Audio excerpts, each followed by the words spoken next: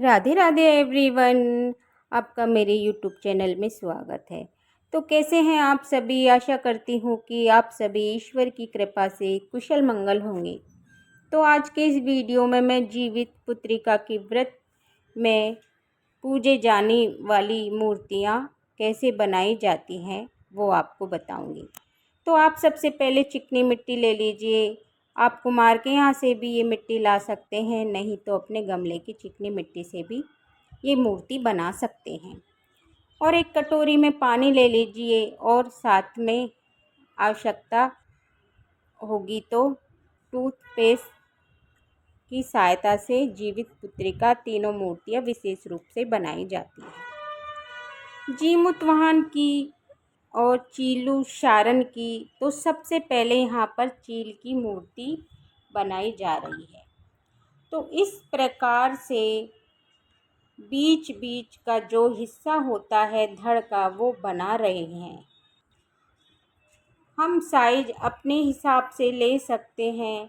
जितनी भी हमें बड़ी छोटी मूर्ति बनानी है उस तरीके से हम साइज बना सकते हैं। तो हम गोल गोल की हेल्प से मजबूती देंगे और जहाँ पानी की ज़रूरत होगी वहाँ पर हम पानी का उपयोग करेंगे। पानी लगाकर चिकना करके अच्छे से सेफ दे देंगे मूर्तियों को। और तो मिट्टी का धड़ बनाएंगे, उसके बाद में 2 पार्ट मिट्टी से कान बना लेंगे चील के। इसे चील अपने पंख फैला करके बैठी हुई दिखनी चाहिए। इस तरीके से हम सेफ देंगे दोस्तों।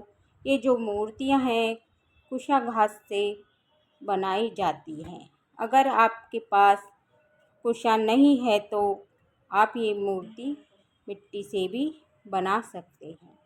जीमुत हनुमान जी की मूर्ति तो कुशा घास से ही बनाई जाती है, लेकिन अगर आपके पास नहीं है तो मिट्टी से बना सकते हैं।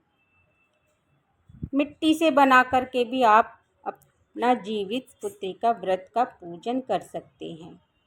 उसके बाद में हम चीलों की चोंच बनाएंगे। चील बस लगना चाहिए कि ये चील है। बहुत ज़्यादा शिल्पकारी बनने की आवश्यकता नहीं है। जैसा आपको आता है वैसा आप बना सकते हैं। अगर आप मूर्तियाँ नहीं बना पा रहे हैं तो आप पिंड के रूप में भी ये मूर्ति बना सकते हैं और जीवित पुत्रिका व्रत का पूजन कर सकते हैं। उसके बाद में हम चीलों के पंखों पर डिजाइन बनाएंगे और आइस बनाएंगे। इस तरीके से हम पैरों पर भी पंजे बना देंगे उंगली के आकार में। जैसे इस तरीके से हम शेप दे देंगे कि लगना चाहिए कि चील है। तो यहाँ पर देखिए हमारी चील तैयार हो गई है। उसके बाद में हम शारण बना लेंगे। तो कहते हैं सबसे पहले चील और शारण ने इस व्रत का पूजन किया था। तो आज के दिन चील और शारण की भी पूजा की जाती है। तो इसका मुख नुकीला जैसा बना होता है, तो हम इसका मुख नुकीला जैसा बनाएंगे और इस प्रकार से सेफ देंगे और कान एकदम खड़े बनाएंगे। तो देखिए हमने इसका मुंह बना लिया है और हमने कान लगा दिए हैं। देखिए शारण के हमने कान लगा दिए। कान थोड़े खड़े खड़े होते हैं, इस तरीके से हम कान बना देंगे और शेप दे देंगे कि लगना चाहिए कि कान है। तो इस तरीके से हम चोंच बना लेंगे और शेप दे देंगे। तो शारण की चोंच मुंह थोड़ा लंबा होता है, तो इस तरीके से हमने देखो शेप बना दी है और अब आइस बना रहे हैं। शारण का नुकीला मुंह होता है, इसलिए हम नुकीला मुंह ही बनाएंगे। एकदम सीधे कान खड़े रहते हैं तो कान सीधे रहने चाहिए। उसके बाद में हम शारण के पैर बना देंगे।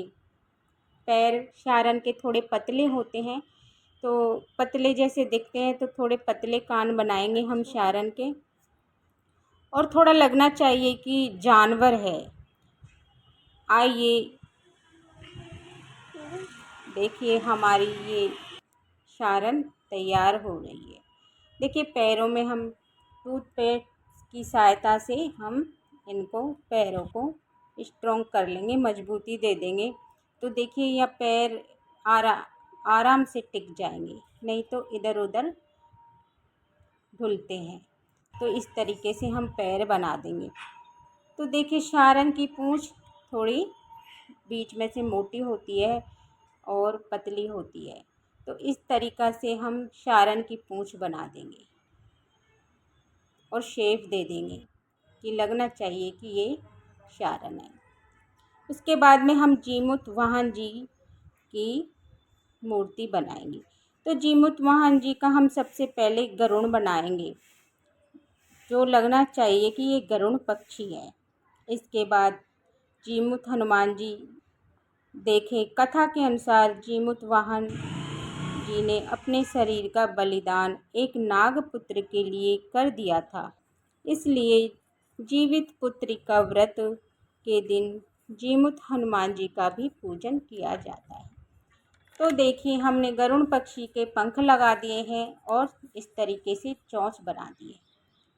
तो देखिए गरुड़ पक्षी की इस तरीके से गर्दन बना के चोंच का शेप दे देंगे और पंखों पर भी शेप दे देंगे। इसके बाद में हम जीमूत हनुमान जी बनाएंगे और इस तरीके से आँखों की शेप दे देंगे। भगवान का अवतार मानने जाते हैं, इस तरीके से हम बीच बीच में हम थोड़ा थोड़ा साइज देख लेंगे। जीमूत वाहन जी बनाएंगे, फिर इसके नाक बनाएंगे, आँखें बनाएंगे और अच्छी तरीके से शेप दे देंगे। तो दोस्तों इस प्रकार से मिट्टी से ये मूर्तियाँ बना करके हम पूजा करना बहुत ही शुभ माना जाता है। और अपने श्रम के हाथों से मूर्ति बनाइए, बहुत ही शुभ और पूजा का भी पूर्ण लाभ बहुत ज़्यादा प्राप्त होता है। तो देखिए हमने जीमूत वहाँ जी के हनुमान जी के देखिए हमने ये मुकुट लगा दिया है, आंखें बना दी हैं और इस तरीके से हमने शेप दे दिए, हाथ भी बना दिए हैं। तो शेप दे दिए तो ये बन गए हमारे जीमूत हनुमान जी। इस प्रकार से मूर्तियाँ घर पर बनानी चाहिए। तो यहाँ पर देखिए हमने जीमूत वाहन के पीछे से बिल्कुल गरुड़ पक्षी तैयार कर दिया है और यहाँ पर हम आइस बना देंगे गरुड़ पक्षी की। तो ये हमारी आइस तैयार हो गई है। इस तरीके से आइस बनाएंगे, आइस की शेप देंगे कि गरुड़ पक्षी लगना चाहिए कि ये बिल्कुल गरुड़ पक्षी है। अब हमने आइस बना लिए हैं और अब आँखें बना लेंगे। तो हमने गरुड़ पक्षी की आँखें तैयार कर दी हैं। तो दोस्तों इस तरीक़ा से आप घर पर ये मूर्तियाँ तैयार कर सकते हैं और जीवित पुत्रिका का व्रत कर सकते हैं। तो देखिए राधे राधे दोस्तों, ये मूर्तियाँ तैयार हो गई हैं। जय श्री कृष्णा, राधे राधे।